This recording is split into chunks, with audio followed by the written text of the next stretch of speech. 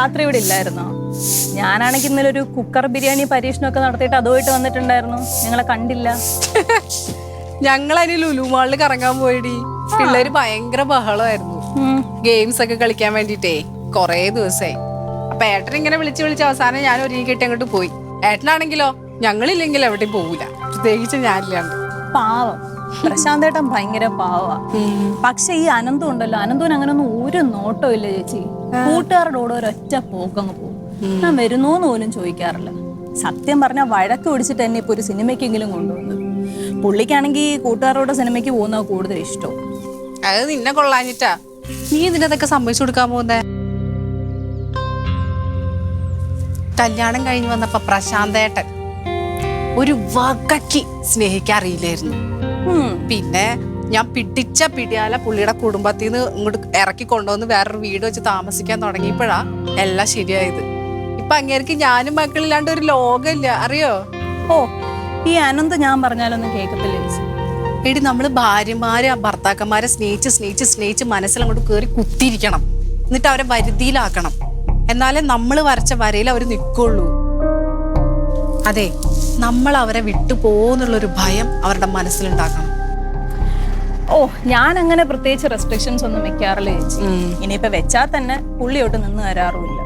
എടി, അത് നീ അവന്റെ കുടുംബത്തിൽ തന്നെ താമസിക്കുന്നോണ്ടാ. നീ അവനെ വിളിച്ചത് മാറി താമസിച്ചു നോക്കിയേ, അപ്പ അറിയാ വിവരം. പിന്നെ അവൻ നിന്റെ പുറകീന്ന് മാറില്ല. അതൊന്നും ആലോചിക്കാവുന്നതാണ്. ആലോചിക്ക്. നിനക്ക് വേറെ പണിയല്ലോ ഉണ്ടാ വീണ്ടെന്ന്? എനിക്കെന്ത് പരിപാടിയാ? ഞാൻ പഴംപൊരി ഉണ്ടാക്കാൻ കൊണ്ട് വരുന്ന. പഴംപൊരിയോ? കുറച്ച് കൂട്ടൊക്കെ ഉണ്ട്.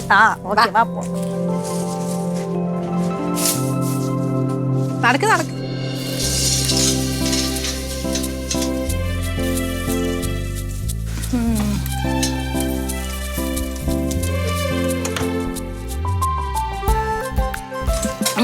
ചേച്ചി ഉണ്ടാക്കുന്ന ഫുഡിനൊക്കെ എന്താ ടേസ്റ്റ്. അടിപൊളി. ഇഷ്ടായോ? കല്യാണം കഴിഞ്ഞ സമയത്ത് എനിക്ക് ഒന്നും ഉണ്ടാക്കാൻ അറിയില്ലായിരുന്നു. ഞാൻ എന്തുണ്ടാക്കി കൊടുത്താലും അപ്പൊ പ്രശാന്തേട്ടൻ പറയും, അമ്മ ഉണ്ടാക്കണ പോലെ ആയില്ല, അമ്മ ഉണ്ടാക്കണ പോലെ ആയില്ല. ആ വാശിക്ക് ഞാൻ അങ്ങോട്ട് പഠിച്ചതാ. Thank you. അയ്യോ, സമയത്രേ? ഞാൻ പ്രശാന്തേട്ടനോട് വിളിച്ചോക്കട്ടെ. ഇവിടെ എത്തിയില്ലല്ലോ.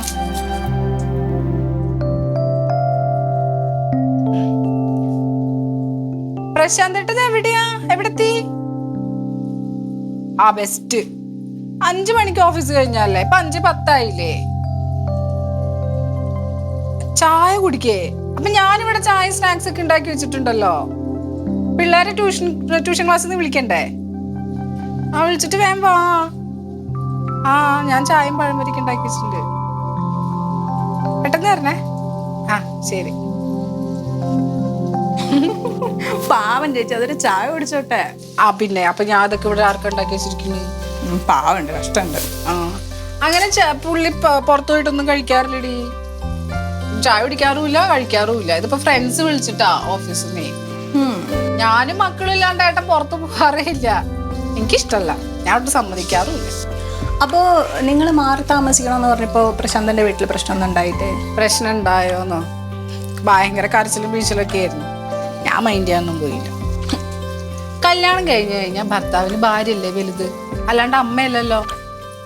ഞാൻ ഒറ്റ വാശിയിലുണ്ടെന്ന് നിന്ന് വീട് മാറി താമസിക്കണം. ശരിക്കും പറഞ്ഞാൽ ചേച്ചി പറയുന്ന കേൾക്കുമ്പോൾ എനിക്കും വീട് മാറി താമസിച്ചാൽ കൊള്ളാന്നൊക്കെ ആഗ്രഹമുണ്ട്. പക്ഷെ അനന്ത് ഒറ്റ മോനല്ലേ അല്ലേ? പിന്നെ അച്ഛനും അമ്മയ്ക്കും എൻ്റെ അടുത്ത് അങ്ങനെ വലിയ പ്രശ്നവും ഇല്ല. സത്യം പറഞ്ഞുണ്ടല്ലോ, അനന്തുവിനെ കാട്ടി കാര്യം എൻ്റെ അടുത്താ. അപ്പൊ പിന്നെ ഈ മാറി താമസിച്ച ശരിയാവും. എൻ്റെ അടുത്ത് അങ്ങനെ അമ്മായിമ്മ പോരൊന്നും ഉണ്ടായിരുന്നില്ല. പോരെങ്ങനെ എടുത്തിരുന്നെങ്കിൽ തൊള്ള നല്ല വിവരം അറിഞ്ഞാനെ. പിന്നെന്താ മാറി താമസിച്ച? അതൊന്നുമല്ലടി. ഈ കല്യാണം കഴിഞ്ഞ് ഞങ്ങൾ ചെന്ന് കഴിഞ്ഞപ്പോഴേ ഫുൾ ടൈം അമ്മ അമ്മ അമ്മ അമ്മ. നമ്മളൊന്ന് പുറത്തു പോകണമെങ്കിൽ അപ്പ അമ്മ, സിനിമയ്ക്ക് പോവാണെങ്കിൽ അപ്പ അമ്മ. നമ്മൾ എന്തിനു വിളിച്ചാലും കെട്ടി ഒരുങ്ങി റെഡി ആയിട്ട് ഇങ്ങനെ ഇരിക്കാം. എനിക്കൊരു സ്വാതന്ത്ര്യം ഇല്ലാത്ത പോലെ. സത്യം പറഞ്ഞാൽ ഞങ്ങളല്ലേ ഒരുമിച്ച് ജീവിക്കേണ്ടവര്. അപ്പൊ എന്നോടല്ലേ സ്നേഹം കൂടുതൽ വേണ്ടേ? എനിക്ക് അങ്ങോട്ട് സഹിച്ചില്ല. പെങ്ങളും കൊച്ചും വന്നാ പിന്നെ പറയും വേണ്ട, പൊടി പൂരായി. ഞാൻ കയ്യോടെ അങ്ങോട്ട് മാറ്റി. ചേച്ചി ഭയങ്കര പൊസസീവ് ആണല്ലേ? എനിക്ക് പ്രശാന്തന്റെ കാര്യത്തിൽ നല്ല പൊസസീവ്നെസ് ഒക്കെ ഉണ്ട്. പ്രശാന്തേട്ടൻ എന്നെ കവിഞ്ഞ് മക്കളെ സ്നേഹിക്കുന്നത് പോലെ എനിക്ക് സഹിക്കാൻ പറ്റൂല. അങ്ങനെ ഒരു പ്രശ്നമുണ്ടടി.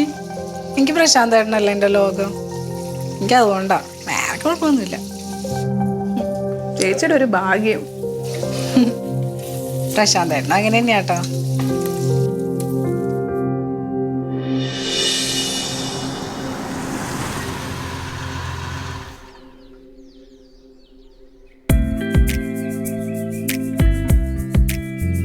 വന്നാ ചായ സ്നാക്സ് ഒക്കെ ഉണ്ടാക്കി എത്ര നേരമായിട്ട് നോക്കിയിരിക്കാന്നറിയോ ഞാൻ. ട്യൂഷൻ ക്ലാസ്സിൽ നിന്ന് ഹോംവർക്ക് ഒക്കെ ചെയ്താ? ചെയ്തമ്മേ. കണ്ണൻ ചെയ്താ? അച്ചോ എന്നിട്ട് പെൻസില്ലേ പോയിട്ട് കുളിച്ചിട്ട് ബാഗൊക്കെ ഊരി വെച്ച് യൂണിഫോം ഒക്കെ മാറ്റിട്ട് വാ. പഴംപൊരി ഉണ്ടാക്കി വെച്ചിട്ടുണ്ട്.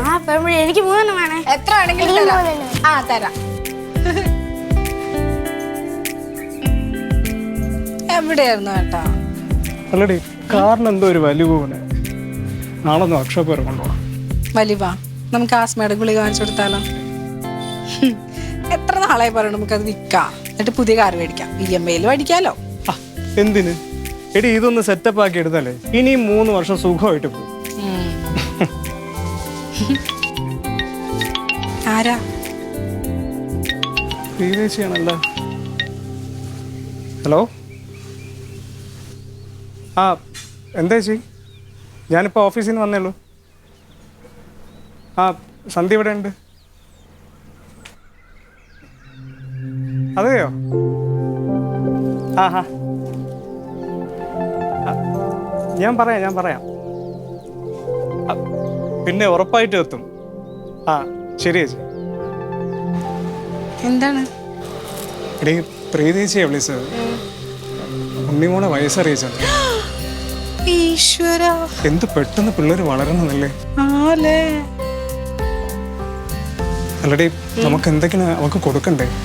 നമുക്ക് അവൾ കുറച്ച് ഡ്രസ്സും പലഹാരങ്ങളൊക്കെ വാങ്ങിച്ചിട്ട് പോവാലോ. അതല്ല, ഞാൻ അവളെ ചിറ്റപ്പനല്ലേ. മാത്രമല്ല അവള് നമ്മളെ കുടുംബത്തിലെ ആദ്യത്തെ കുഞ്ഞ. അപ്പം ഗോൾഡായിട്ട് എന്തെങ്കിലും കൊടുക്കണ്ടേ? ഗോൾഡാ? സ്വർണത്തിന് തീവല പിടിച്ചിരിക്കണ സമയത്തല്ലേ ഗോൾഡ് കൊടുക്കണത്. നമുക്ക് അവളുടെ കല്യാണത്തിന് നിങ്ങൾ എന്തെങ്കിലും ചെയ്യാം. ഗോൾഡേ? ആ പൈസ എനിക്ക് താ, ഞാൻ എന്റെ മക്കൾക്ക് എന്തെങ്കിലും വാങ്ങിച്ചു വെച്ചോളാം. അല്ല നിങ്ങളിവിടെ വന്നേ, ചായ കുടിച്ചേ. ഗോൾഡ് വാങ്ങിക്കാതെ നടക്കണ ഇപ്പൊ, വേറെ പണിയില്ല. ഗോൾഡ് ഇഷ്ടായ? രസണ്ടാ? എങ്ങനെയുണ്ട് ഏട്ടാ? ഞാൻ ഒന്ന് ചില പൊടിക്കൈകളൊക്കെ ഇട്ടിട്ടുണ്ടാക്കിയതാ. അല്ലടി എടി, പ്രവീൺ എന്തായിരുന്നാലും ഉണ്ണിമോക്ക് ഗോൾഡ് കൊടുക്കും. നമുക്കും എന്തെങ്കിലും കൊടുക്കണ്ടേ? പ്രവീണിന് അങ്ങനെയൊക്കെ ചെയ്യാം. അവൻ കല്യാണം കഴിച്ചിട്ടില്ലല്ലോ, അപ്പൊ കുട്ടികളും പ്രാരാബ്ദങ്ങളൊന്നും ഇല്ല. അവന് വാരിക്കോരി കൊടുക്കാം. പക്ഷെ അതുപോലെയല്ല നിങ്ങൾ ഗോൾഡ് കൊടുക്കണ കാര്യം ചിന്തിക്കാം. എടി അതിനിപ്പം നമുക്ക് കാശിന് വലിയ ടൈറ്റൊന്നും ഇല്ലല്ലോ. ഒരുവിധം തട്ടിമുട്ടിയൊക്കെ നമ്മൾ പോകുന്നില്ലേ. ഒരു 1/2 പവനിൽ കുറഞ്ഞ വളയെങ്കിലും കൊടുത്തില്ലെങ്കിൽ ആകെ മോശമാണ്. എന്ത് മോശം? 1/2 പവന്റെ വളേ രൂപ 50,000 എണ്ണി കൊടുക്കണം. ദേ നമുക്ക് 2 പെൺകുട്ടികളായിരുന്നെങ്കിൽ അത് തിരിച്ച് കിട്ടുന്നെങ്കിലും വിചാരിക്കായിരുന്നു. ഇതിപ്പോ അങ്ങനെയൊന്നല്ല. ഗോൾഡ് കൊടുക്കണ ആരും നിങ്ങളുടെ അടുത്ത് പറയേ വേണ്ട.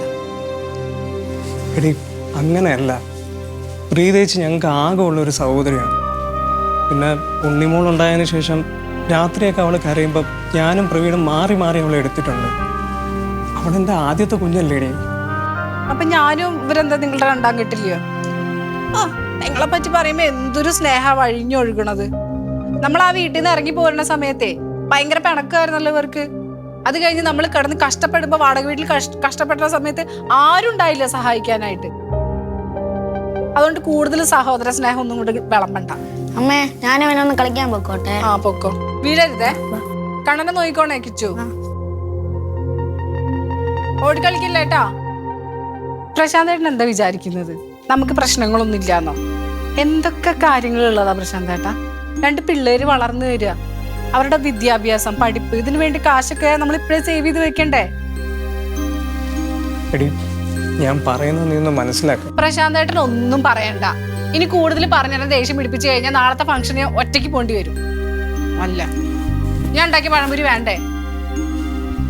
ഞാൻ കഴിച്ചോളാം. പിടിക്കാൻ കൊണ്ട്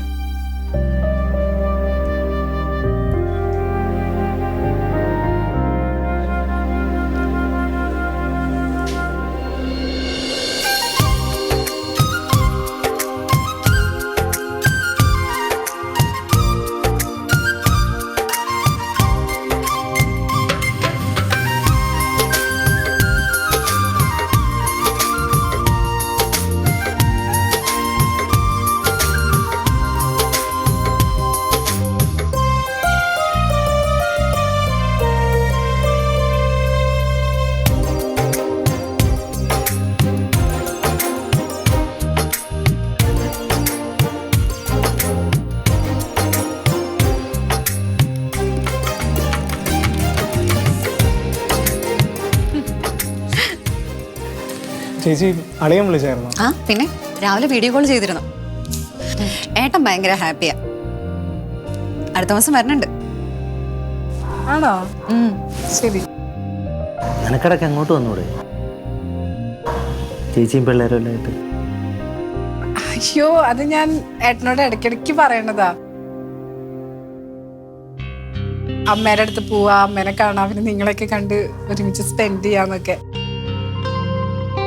അപ്പൊ ഏട്ടൻ പറയും നാളെ ആവട്ടെ എന്ന്. എന്താല്ലേ ഓരോ തിരക്കുകളൊക്കെ ആയിട്ട് അങ്ങനെ ഞങ്ങള് ഇറങ്ങാടാ ഒരു ദിവസം. സാരമില്ല മക്കളെ, നിങ്ങളുടെ തിരക്കൊക്കെ കഴിയട്ടെ. അതിനിപ്പോ പ്രത്യേകിച്ച് ഇവിടെ വിശേഷമൊന്നും ഇല്ലല്ലോ. തന്നെയല്ലോ പ്രവീൺ ഇല്ലേ ഇവിടെ? ആ, അത് പറഞ്ഞപ്പോഴാ നീ ഇങ്ങനെ നടന്നാ മതിയാ പെണ്ണ് കിട്ടാണ്ട് ഒറ്റാം തടിയായിട്ട് ഇങ്ങനെ നടന്നോ. ദേ പ്രായം കൂടി വരികയാണ് കേട്ടാ, അവസാനം പെണ്ണ് കിട്ടൂല. ആ ബ്രോക്കർ കൊണ്ടുവരുന്ന ഒരൊറ്റ ആലോചന അവന് പിടിക്കത്തില്ല. അത് ശരി. എന്താ സൗന്ദര്യം പോരായിട്ടാണോടാ? ചേട്ടന് ഇത്രയും സൗന്ദര്യമുള്ള ഒരു പെൺകുട്ടിയല്ലേ കിട്ടി. എന്റെ പകുതി സൗന്ദര്യമെങ്കിലും ഉള്ള ഒരു പെണ്ണ് വേണ്ടേ എനിക്ക്? ആ പിന്നെ ചടങ്ങിന് എല്ലാരും വിളിച്ചെടുത്തിട്ട് നമ്മൾ ഇവിടെ നിന്ന് സംസാരിക്കുന്നത് അവരെന്ത് വിചാരിക്കും? ഞാൻ അങ്ങോട്ട് പോയിട്ടാവേ. നിങ്ങളെ വിളിച്ചല്ലോ മക്കളെ. ശരി. വല്ലപ്പോഴും അല്ലേ ഉള്ളടി നമ്മളൊന്ന് കൂടുന്നത്. സന്ധി നീയും വാ. നീ എന്റെ നാത്തൂനെ കണ്ടില്ലല്ലോ. കല്യാണത്തിന് കണ്ടതാ. ആ, ആളൊരു പാവ, ഒരു ഇൻട്രോവേർട്ടാണ്. അതുകൊണ്ട് അങ്ങോട്ട് കയറി സംസാരിച്ചാലേ ആളെന്തെങ്കിലും മിണ്ടത്തുള്ളൂ. ഞാൻ പറഞ്ഞ നിന്നെ നന്നായിട്ട് അവൾക്ക് അറിയാം. പരിചയപ്പെടുത്തി തരാം. ഏട്ടാ പുള്ളിക്കാരി എങ്ങനെയാ? പിന്നെ പാവ. എത്ര നാളായി മക്കളെ നിന്നെ ഒന്ന് കണ്ടിട്ട്. അമ്മ, ഞാൻ ഇങ്ങോട്ട് വരുന്നത് അവൾക്കത്ര ഇഷ്ടമല്ല. പിന്നെ ഓരോരോ പ്രശ്നങ്ങളായിട്ട് അവൾ ഉണ്ടാക്കാൻ പറ്റും. എൻ്റെ ആകെ സമാധാനം. പിന്നെ അവളറിയാതെ എനിക്ക് എപ്പോഴെങ്കിലുമൊക്കെ സമയം കിട്ടുമ്പോഴാണ് ഞാൻ ഇങ്ങോട്ട് ഇറങ്ങുന്നത്. കഷ്ടം തന്നെ.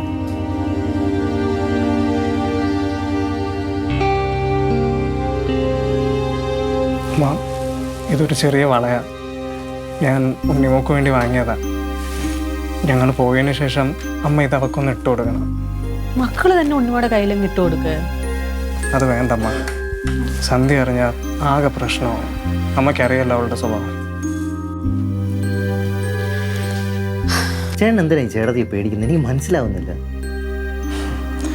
എടാ, ജീവിതത്തിൽ സമാധാനമാണ് ഏറ്റവും വലുത്. അത് നിനക്കിപ്പോൾ പറഞ്ഞാൽ മനസ്സിലാവില്ല. നീ ഒരു കല്യാണം കഴിയുമ്പോൾ നിനക്ക് മനസ്സിലാവും. അമ്മ, അവൾ വരുന്നതിന് മുമ്പ് അത് വേറെ എവിടെയെങ്കിലും മാറ്റാം. അല്ലെങ്കിൽ പിന്നെ ഇനി അത് മതി. ചേട്ടൻ്റെ കാര്യം ആലോചിക്കുമ്പോൾ എനിക്ക് നല്ല സങ്കടമുണ്ട്. എടാ, എനിക്കിപ്പോൾ ഇതൊക്കെ ശീലമായടാ. കുറേ വർഷമായില്ലേ. ചേട്ടാ എങ്ങനെ ഈ ചേട്ടത്തിയെ സഹിക്കുന്നു? അവൻ പറയട്ടമ്മ. എടാ, അവളൊരു പാവമാണ്. ഞാനും കുട്ടികളും അടങ്ങുന്നതാണ് അവളുടെ ലോകം. പിന്നെ കുറച്ച് പൊസസീവ്നെസ് കൂടുതലുണ്ട്. കുറച്ച്.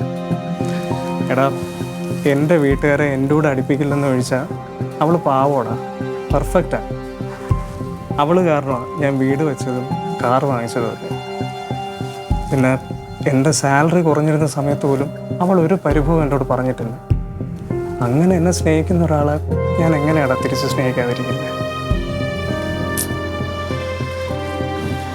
ഇവൻ പറഞ്ഞൊന്നും മക്കള് കാര്യമാക്കണ്ട. അതൊന്നും സാരമില്ല മക്കളെ.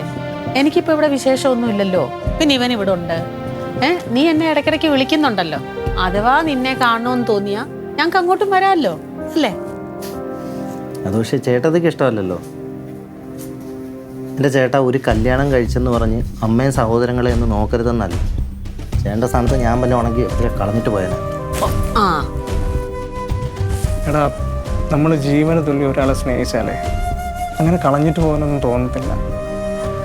പിന്നെ അവളിപ്പോൾ എൻ്റെ ഭാര്യ മാത്രമല്ലല്ലോ, എൻ്റെ കുഞ്ഞുങ്ങളുടെ അമ്മയും കൂടെ. പിന്നെ എല്ലാവരുടെ ജീവിതത്തിലും എന്തെങ്കിലുമൊക്കെ ഒരു പ്രശ്നങ്ങളെ കാണും. എൻ്റെ ജീവിതത്തിൽ ചിലപ്പോൾ ഇതായിരിക്കും എൻ്റെ പ്രശ്നം. മക്കൾ സന്തോഷമായിട്ടിരുന്നാൽ മതി. അത് മാത്രം മതി അമ്മയ്ക്ക്. കല്യാണം കഴിഞ്ഞാൽ ഭാര്യയും മക്കളും ഒക്കെ തന്നെയാ വലുത്. അത് അങ്ങനെ തന്നെ വേണം താനും. മക്കള് വിഷമിക്കണ്ട കേട്ടോ. അമ്മ, ഞാനൊന്ന് കഴിച്ചിട്ട് വരാം. ആ ശരി, കഴിക്കാം.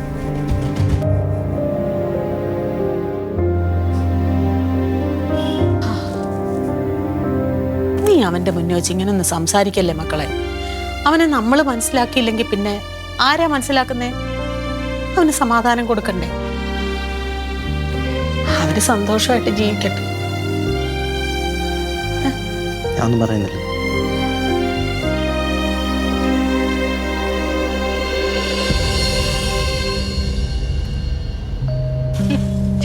എന്തൊരു സ്നേഹമായിരുന്നു എല്ലാവർക്കും എന്നോട്. അത് വല്ലപ്പോഴും കാണുന്നോണ്ടാ. നമ്മളിപ്പോ അവിടെ തന്നെയാ ജീവിക്കുന്ന വെച്ചാലേ ഒരു വിലയും കാണില്ലായിരുന്നു. അമ്മയുടെയും പ്രീതേച്ചിയുടെയും ഒരു സ്നേഹം കാണണം. തേനൊഴുകല്ലായിരുന്നോ? അവർക്ക് നല്ല അസൂയും കുശുമുണ്ട് നമ്മൾ നന്നായി ജീവിക്കുന്നതിന്. എന്താ ഏട്ടാ? നീ ഇറങ്ങ. എന്തിന് ഇറങ്ങ, നീ പറയാം. ഇവിടെ എന്തിനാ ഇറങ്ങുന്നെ?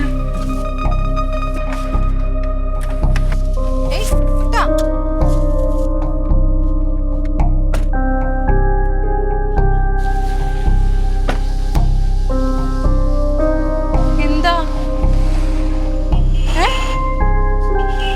എന്ത് നിപ്പാട്ടാ? ഇതേ നമുക്ക് വൈകുന്നേരത്തിന് മുമ്പ് വീട്ടിലെത്തണോട്ടാ. ഞാൻ പിള്ളേർക്ക് സാൻഡ്വിച്ച് ഉണ്ടാക്കി കൊടുക്കാന്ന് പറഞ്ഞതാ. കിച്ചനും കാണാനും വാക്ക് കൊടുത്തതാട്ടാ. ഇവിടെ എന്ത് കാശ് കണ്ടോണ്ട് നിക്ക? വാ പോവാ.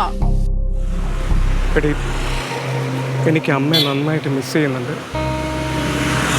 അമ്മയുടെ ഒരു കാര്യങ്ങളും ചെയ്യാൻ കൊടുക്കാൻ പറ്റുന്നില്ലെന്ന് ആലോചിക്കുമ്പോഴാണ്. അതിനവിടെ പ്രവീൺ ഉണ്ടല്ലോ.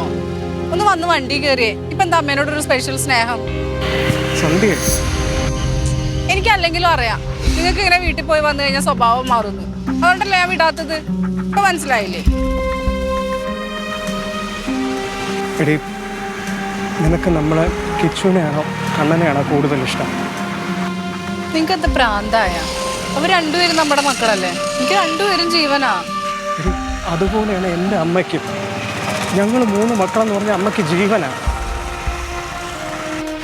നാളെ കിച്ചുവും കണ്ണനും വലുതായി കല്യാണം കഴിഞ്ഞ് പോകുമ്പോഴേ നീ ഇപ്പം കാണിക്കുമ്പോൾ അവരുടെ ഭാര്യമാർ നിന്നോട് കാണിക്കുമ്പോഴേ എൻ്റെ അമ്മ ഇപ്പം അനുഭവിക്കുന്ന വിഷമം എന്താണെന്ന് നിനക്ക് മനസ്സിലാക്കാൻ പറ്റും. അപ്പോഴേ ഞാൻ എന്തുമാത്രം വേദനിക്കാമെന്ന് നിനക്ക് മനസ്സിലാക്കാം.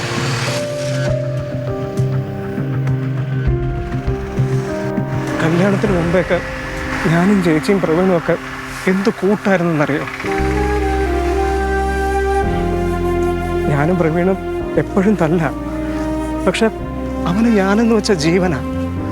ഇപ്പം നമ്മുടെ കിച്ചുവിനെ കണ്ണനെയും പോലെ. അവരെ തമ്മിൽ വേർപിരിക്കാൻ നോക്കിയാൽ അവർക്ക് എന്തുമാത്രം വേദനിക്കോ അതുപോലത്തെ വേദനയാണ് ഞാൻ കഴിഞ്ഞ കുറേ വർഷങ്ങളായിട്ട് അനുഭവിച്ചുകൊണ്ടിരിക്കണം.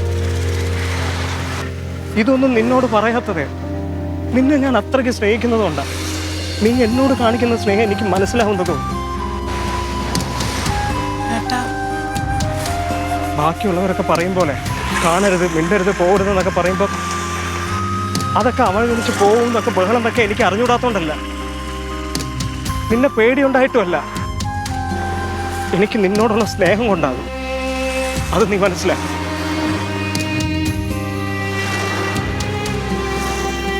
സഹിച്ച് ഉള്ളിലിത് ഒതുക്കി എനിക്ക് അവസാനം പറ്റാതെ. ഞാൻ എത്ര നല്ലതായിട്ടാണ് നിന്നെ സ്നേഹിക്കുന്നത്. അതൊക്കെ ഒന്ന് മനസ്സിലാക്കി തിരിച്ച് നിനക്ക് അതുപോലെ ഒന്ന് കാണിച്ചു. അതിനല്ലേ സ്നേഹം എന്ന് പറയുന്നത്. ഏട്ടൻ, എനിക്കിതൊന്നും മനസ്സിലാവാഞ്ഞിട്ടൊന്നുമല്ല. എനിക്കെല്ലാം അറിയാം. ഏട്ടൻ എന്നെക്കാളും കൂടുതൽ വേറെ ആരെങ്കിലും സ്നേഹിക്കുന്നുണ്ടെന്ന് തോന്നിയാൽ തന്നെ എനിക്ക് ആകെ പ്രശ്നവും, എനിക്ക് ആകെ വിഷമം വരും. എൻ്റെ ലോകം എന്ന് പറയണത് ഏട്ടനും നമ്മുടെ മക്കളുമാണ്. എനിക്ക് ആ ലോകത്ത് ജീവിച്ചാൽ മതി ഏട്ടാ. പിന്നെ ഏട്ടനെ അറിയുന്നില്ല, മനസ്സിലാക്കുന്നില്ല എന്നൊന്നും പറയണ്ട. എനിക്കെല്ലാം അറിയാം. ഏട്ടൻ എൻ്റെ കണ്ണു വെട്ടിച്ച് അമ്മേനെ കാണാൻ പോകുന്നതും നിങ്ങൾ 3 പേരും ഇടയ്ക്കിടയ്ക്ക് കൂടുന്നതും ഇതിപ്പോൾ ഇന്ന് പോലും ഉണ്ണിമോൾക്ക് സ്വർണ്ണവള വാങ്ങിച്ചു കൊടുത്തില്ലേ, എല്ലാം എനിക്കറിയാം.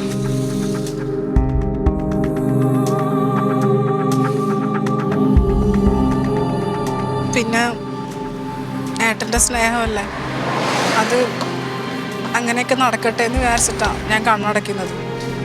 ഞാൻ അറിയാത്ത പോലെ നടിക്കുന്നതൊക്കെ.